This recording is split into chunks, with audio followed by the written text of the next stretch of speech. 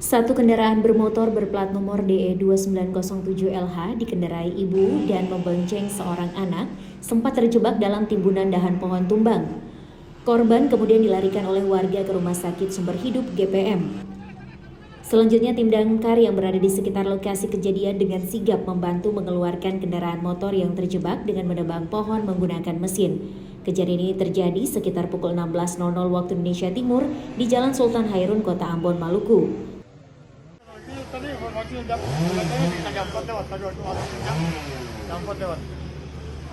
Itu sebenarnya salah satu yang bertugas kalau kita orang kan biar turun di pas masuk yang kebetulan dengan kantor datang ke sini ada sekitar 15 personil damkar yang melakukan penyemangan.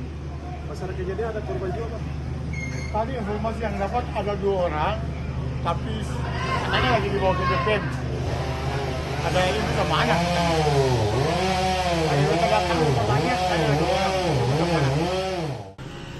Akibat musibah ini, Jalan Sultan Hairun, Kota Ambon, Maluku harus ditutup hingga kurang lebih 1 jam. Dari pukul 16.00 waktu Indonesia Timur hingga 17.00 waktu Indonesia Timur hingga proses pembersihan jalan selesai. Monika Seipala, Sony Soplantila Kurniawan melaporkan.